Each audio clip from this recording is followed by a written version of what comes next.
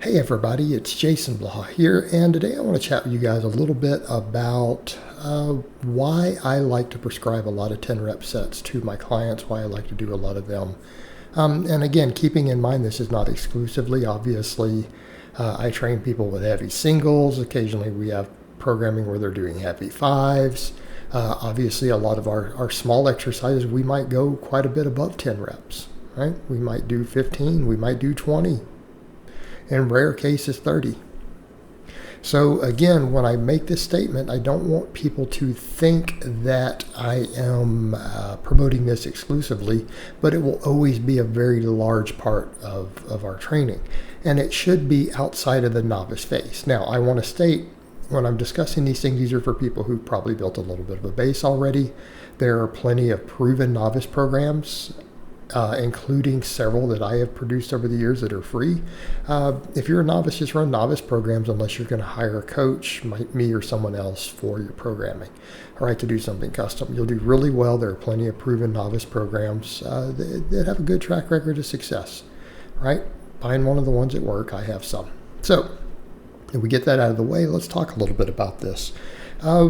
Really what I like with this has to do with things like stimulus to fatigue, how much they beat you up. I feel like 10s give us a good middle ground. Now, granted, there's a big debate still, say, in exercise science, and I don't think that they have an answer yet on that. I will let them continue to debate that regarding different types of hypertrophy, like sarcoplasmic versus myofibrillar growth. I think for the layman, that gets really boring. Right? People just want to know how to get big and strong. They're like, look, I just want to be jacked. I just want to look good. Or I want a 600-pound deadlift. Okay? They don't care about any of that. But on that topic, because it's an unproven idea, 10s probably put us closer to the middle ground. Meaning something, and when I say 10s, I want people to understand that as a ballpark. I don't mean it has to be exactly 10 reps. I'm talking, give or take a couple reps, that kind of range, that intermediate rep range that is getting towards the higher end, but can still be relatively heavy. You're still going to be moving weights that are heavier than 50% of your max. Okay. You're going to be moving weights that are heavier than that. But you're obviously not going to be hitting the highest upper threshold fibers in the first couple reps. But that appears to not be true for more advanced lifters. Advanced lifters seem like they can do it on a lot of them. So let's come over to the point. If you work off of that whole effective rep theory, which is, questionable, then, yeah, it would have the same hypertrophy as, say, a 5-rep set that's just as challenging. But the issue we run into, at least when you hook up electrodes to advanced lifters, more advanced lifters seem to be able to get really high levels of activity even on early reps, more than 5 away from failure. Okay? So running something like around 10s gives us the potential for a lot of quality reps on a set. Okay? A lot of potential quality reps. It's still a weight, though, that it's manageable enough that even if we're very close to failure with it, we're not getting beat up. Our joints aren't always taking the beating. This is one of the problems with really advanced lifters in heavyweight. We can't do that much of it. Again, heavy being relative. I want to be very clear when I state that. Heavy for you, right? Like I'm over here doing 10s on some of these with weights that some of the people are like, I don't know, I think that's pretty heavy, depends on where you are. To me, it's pretty light. I'm doing 10 reps obsessed with it. 2 plates aside on the bench, 3 plates aside on the Olympic squat. Good quality sets. But as we start getting stronger, our 3-rep sets, our 5-rep sets, stuff like that start having to get really heavy. All right, they take a toll. They beat you up. We can handle them, but they take a toll if we try to do too many. We just can't handle a lot of it. So if we do it, it has to be limited. So we've got to fill our volumes with other stuff. All right, this is where they come in.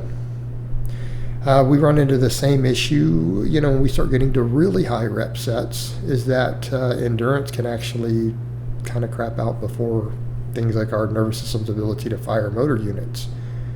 Okay? Fatigue and pain start building up. With really high reps, we can start cramping and fatiguing before we reach muscle failure, and we're still haven't got a super high quality set in sometimes. It creates a lot of fatigue that you're not ready to deal with. They can leave you very, very fatigued in terms of exhaustion. Really heavy work can leave you beat up. Okay? So stuff in this sort of rep range is kind of a nice intermediate. Okay? It doesn't beat us into the ground. It doesn't fatigue us to a massive extent like really high reps. Okay? It's a nice balance.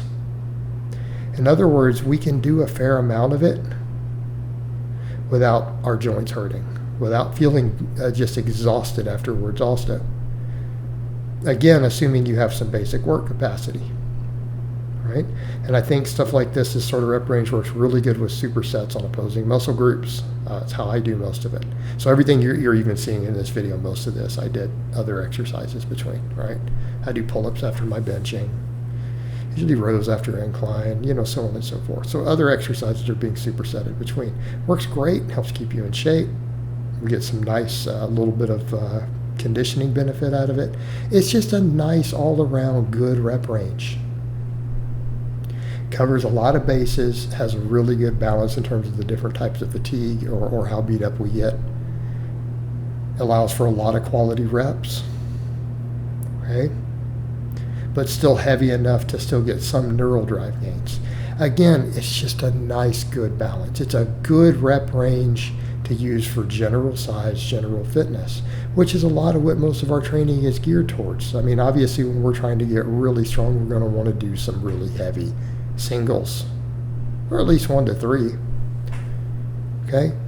All right. If we're really trying to push endurance, so we're going to want to do some higher stuff. There's certain prehab movements that really benefit from those real high reps. And that's okay. Those things all have their place.